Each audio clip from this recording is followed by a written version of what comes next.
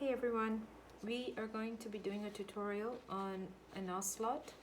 This is a photograph that we have of an ocelot, and it's going to be in colored pencils. It's a project for Drawing Fundamentals Level 2, which translates into 9, 10, 11-year-old students. And we are going to be doing the face, predominantly the face, and capturing it on a black background. One of the reasons to do that is look at the amount of black already in the cat. Makes sense to just do it on a black and superimpose other colors over it. So what we would do is I have a series of color pencils here that I'm going to be working with, and I do also have black. It helps me trim off any edges if I tend to get it outside of the area that I wanted to go to. To draw with, I'm going to use orange mineral, which is very similar to the color hues on the cat's body. So it would help me, and whenever I draw a nose, for example, or something else that I need a different color on, I'll change the color pencils to do the drawing, and then we'll go in with the colors itself. So let's start up. This is going to be, let's start with the pink actually.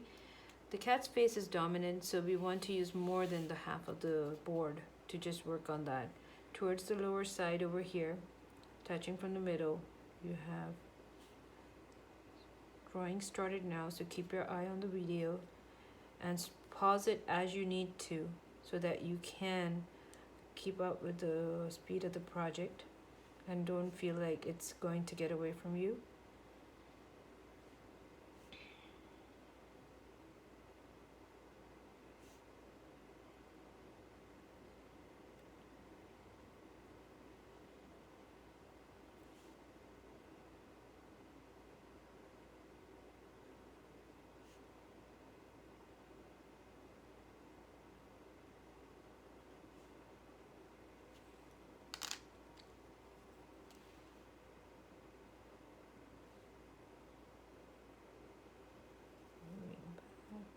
And I want to get a little bit more of a curve, so I'm going to redo this line a bit.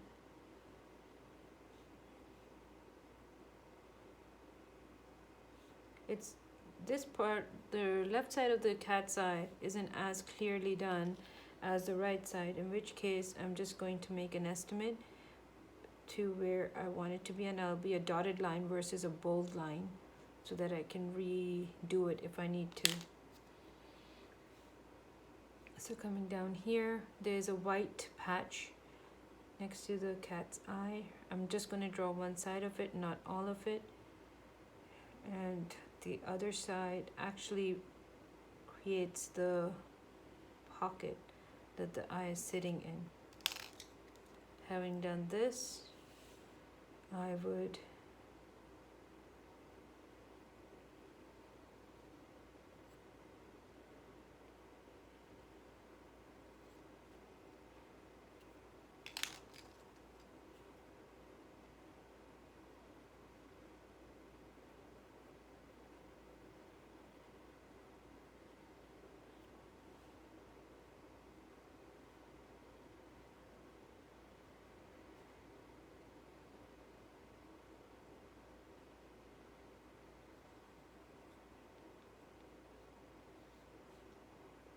remember, I can trim off anything that I'm doing double, triple lines on.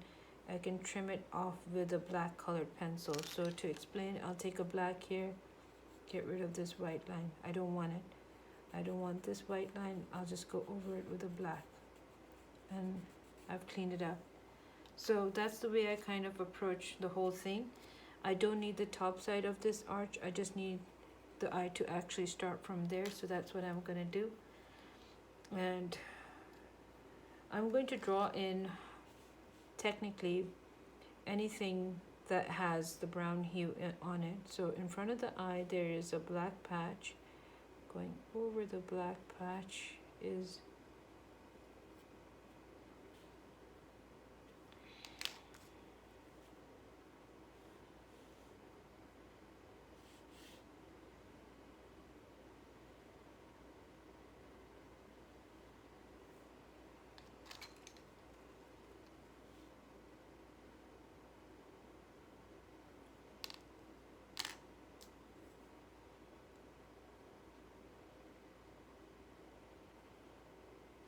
I'm not going to create the outside of the eye. I need to be able to, if this is this big, need to know how big I want to go. So I am going to draw the other eye in, and I want to check it repeatedly to make sure that it feels comfortable, both of them simultaneously. I think I'd like to go for a slightly bigger size. I can absorb this line in with my colors as I need to, and I'm not worried about that. So here now we are going to leave a black area.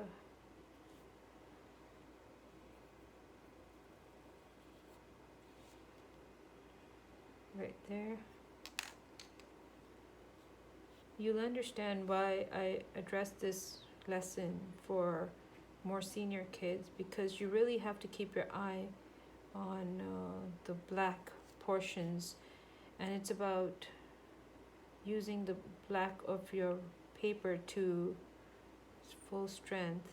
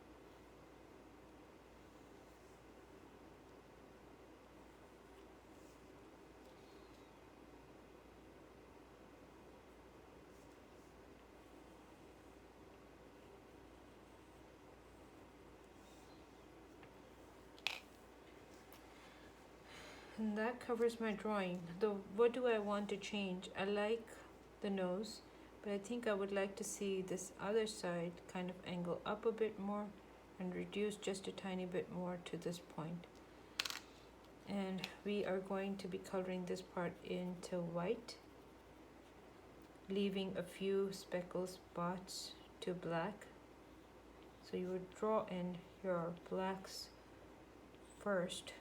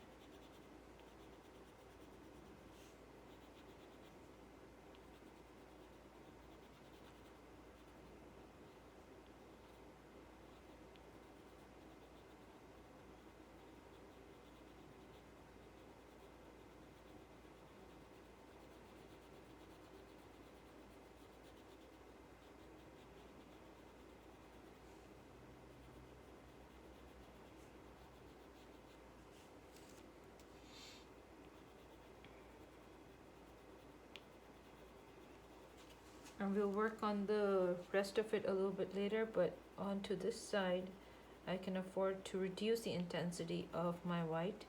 I don't have to go in as being as bright as I did in the middle, because it doesn't show that much brightness as I move outside of the face. So things to watch out for.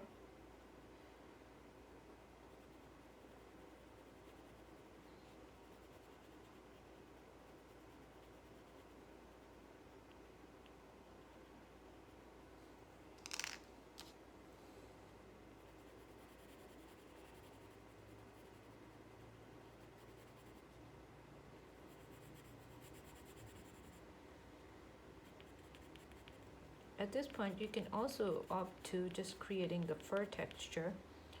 that you see on your cat's face. You don't have to color in with a solid bristle. You really don't. You want to use the fact that you are working on a black base to your advantage at the fullest.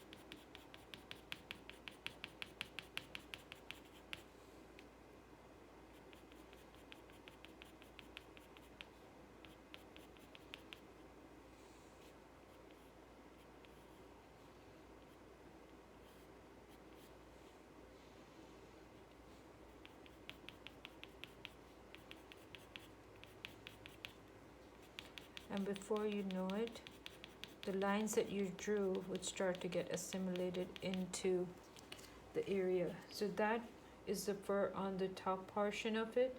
Now let's look at the nose. So you'd apply in your pink as you see it, very, very light. It's all about pressure, please remember that. If you put too much color and you're shooting for a light value, you will not get it. Really need to make sure that you apply as much color as you actually see. Now remember, we talked about this when we started this. In the nose that we do see not just a pink, but we also see a mix of our orange. And we want to do that. Again, keeping the pressure light where it needs to be light and heavy where it needs to be heavy to get more hue. And here we go again.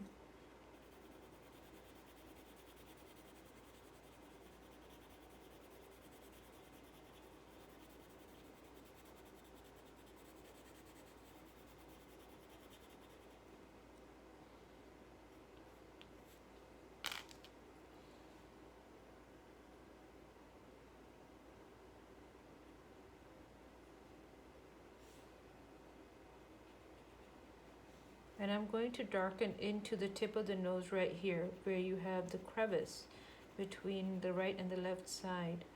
I want to make sure that I carefully apply those dark spots in. And then the nostril and what it feeds into. So right from this point,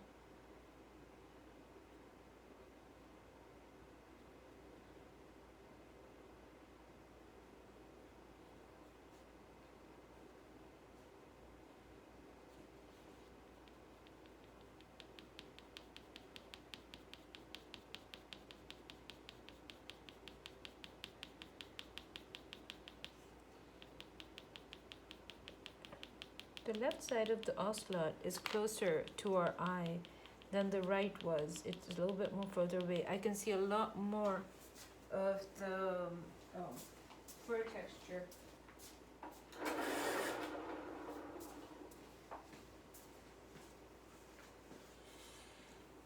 Than I did on this side. So although I will go back into creating more values here, but I need to short strokes, keep them to short strokes. Don't try to suddenly jump into longer strokes. It's not needed.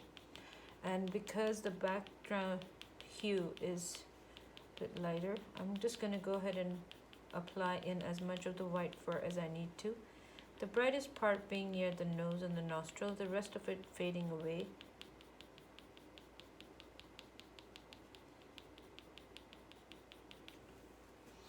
I'm going to go back to it and build up on it a little bit more. So we want to get in our bright spots.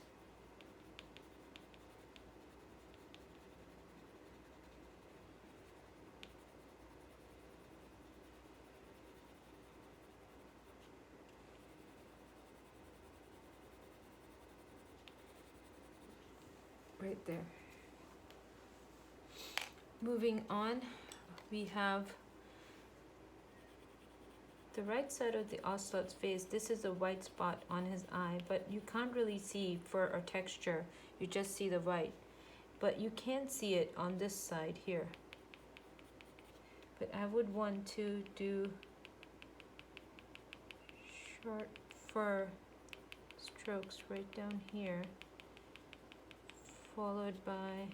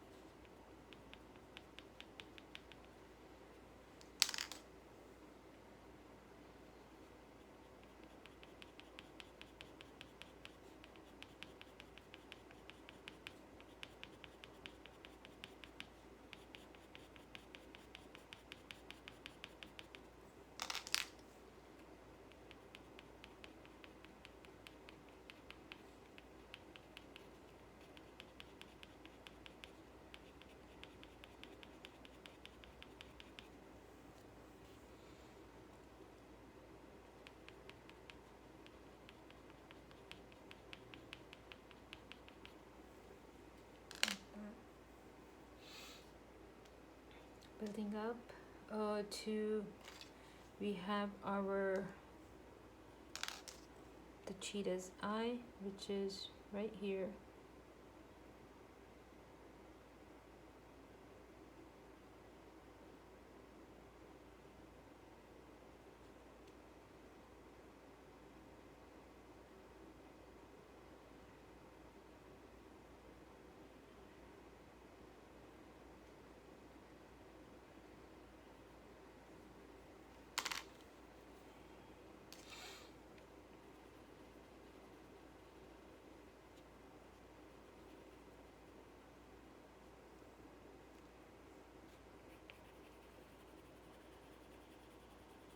The bottom of the iris is where I like to put down a white tint, pretty strong.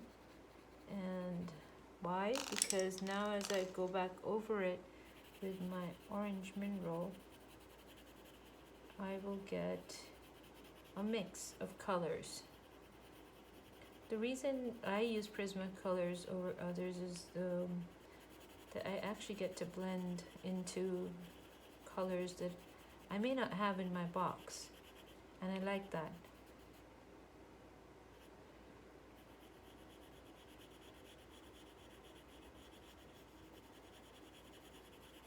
Notice how nice and light it is over there. And on this eye, I don't want to go up very, very high to start the orange. I want to start it right about here, maybe a little bit into the eye right here.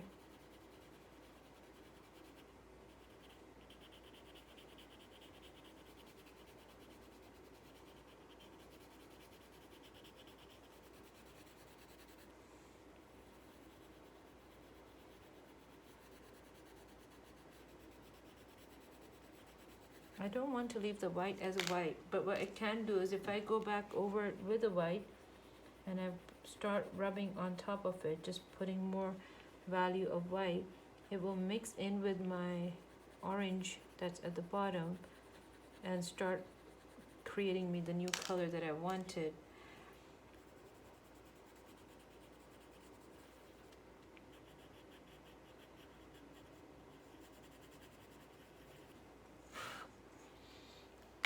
Now the top of the eye needs to go darker for this eye. So something like around from here to here.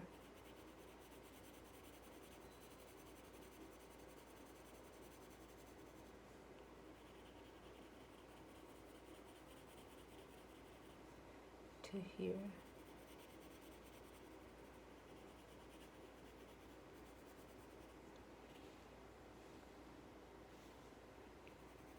this side also I see darkness, but not as much, so I'm going to reduce my pressure on my finger, and I'm going to keep on adding value because I do see a darkness, but it's not that prominent, so I have to control my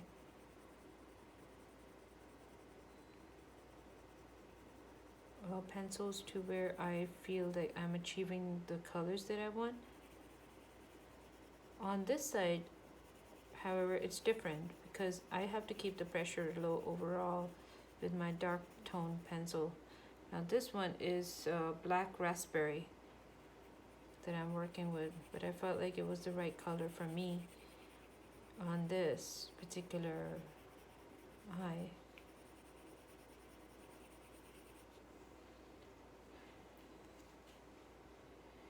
Now, I do see a shine spot right here and here. I'm going to put them in, and one over here. Reinforce the white on this one. So white here.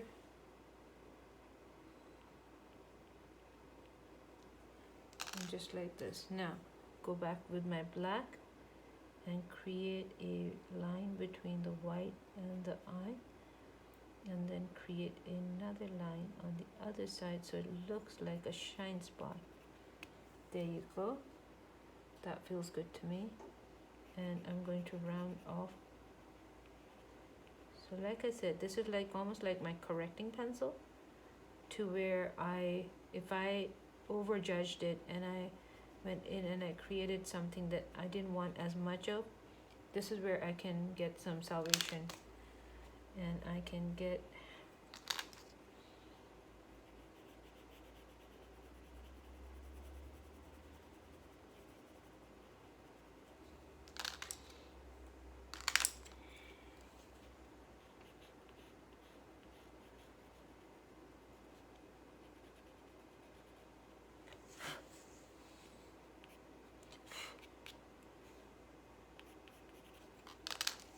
I see a little white line right over here.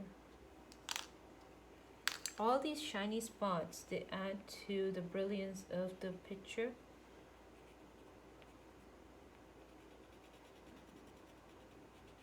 By far. And then over here on this particular side, I don't need this to be so prominent, to where I'm going to reduce the intensity by adding black over it so that it subdues it a little bit.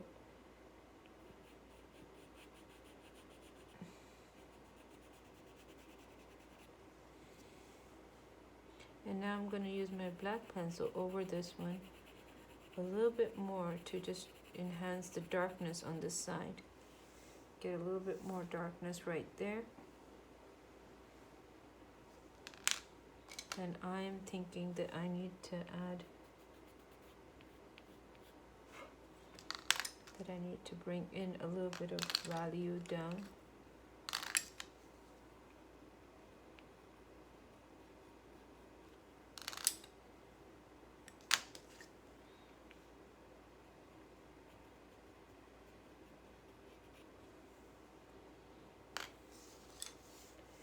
And that's where I'm going to stop for today, and I'm going to continue this as a part 2 to the tutorial.